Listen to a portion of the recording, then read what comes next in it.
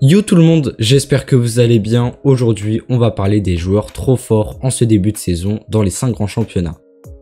On commence cette liste avec Serhou Guirassy où absolument personne n'attendait à le voir à un tel énorme niveau. En ce début de saison à Stuttgart en Allemagne, les stats sont choquantes. C'est 15 buts en 9 matchs cette saison, ce qui en fait le meilleur buteur actuel d'Europe. Et la chose qui fait que c'est d'autant plus fou, c'est que les buts sont tous difficiles à marquer. C'est soit des lobes, soit des frappes surpuissantes et une panoplie de buts très difficiles à marquer techniquement. Malheureusement, il s'est blessé il y a 2 semaines de ça et il devrait se tenir écarté des terrains encore 3 à 4 semaines. À son arrivée au Real Madrid, on savait tous que Bellingham allait beaucoup apporter à la Maison Blanche, mais là, le niveau qu'il montre est excellent. Car c'est une adaptation express à un poste qui n'est pas le sien, ce rôle de milieu offensif hybride, mais c'est aussi et surtout 10 buts, 3 passes décisives en 11 matchs, c'est une dinguerie absolue. Et surtout qu'il ne fait pas que marquer sur le terrain, il est vraiment bon aussi depuis le début de la saison. Donc voilà pour le cas de Jude Bellingham qui mérite amplement sa place dans cette vidéo. J'en dis pas plus parce qu'évidemment on le connaît tous, l'international anglais qui est vraiment très prometteur et qui nous le montre encore et toujours cette saison.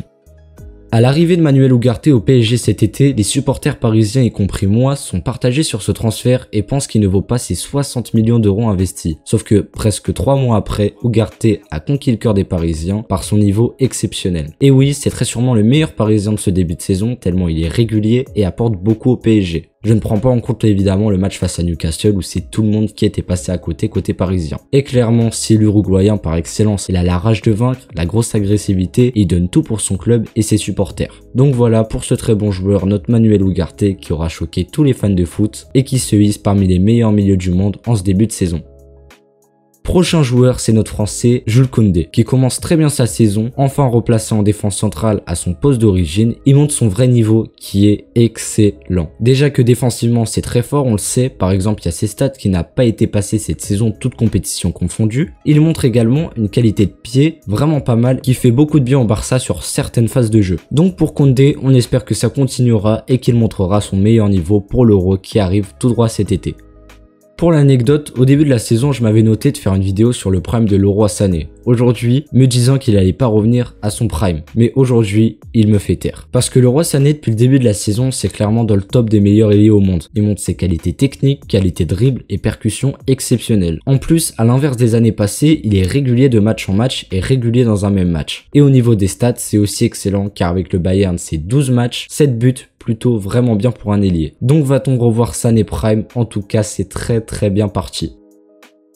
Incompatible au jeu de Simeone et en galère comme tout le monde à Chelsea, maintenant qu'il est au Barça, Joao semble s'épanouir incroyablement. Même si c'est pas énormément de buts, dans le jeu il a une importance de folie, surtout avec les récurrentes absences de Pedri et de Jong. Et le fait qu'il marque pas énormément, ça montre encore à quel point les stats ne prouvent absolument rien. Donc vraiment content pour lui qu'il puisse enfin montrer l'étendue de son talent, qui quand il est dans ses plus beaux jours est l'un des talents les meilleurs au monde.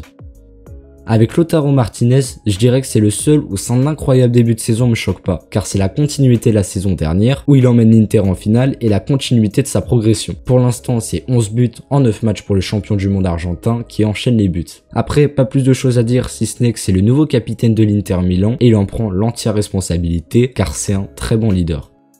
Aujourd'hui, à 26 ans, James Maddison est certainement en ce début de saison le meilleur joueur de Première Ligue dans ce Tottenham revigoré d'Ange Postecoglou. Et comme Félix, qu'on parlera plus tard dans cette vidéo, il peut enfin montrer son vrai talent et qu'est-ce qu'il est fort. Positionné là où il est le meilleur, en cette position numéro 10, il dicte le jeu d'une façon incroyable. Bref, je vais pas m'attarder sur ce sujet car j'en ferai certainement une vidéo spéciale.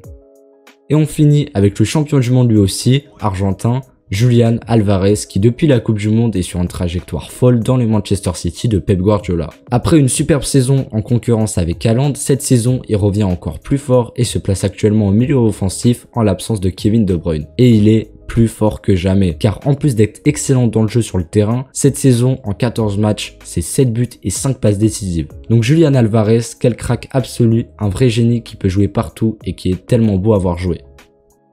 Donc voilà pour cette vidéo sur les joueurs trop forts. Donc voilà pour cette vidéo sur les joueurs trop forts en ce début de saison. Moi je vous dis à la prochaine et portez-vous bien.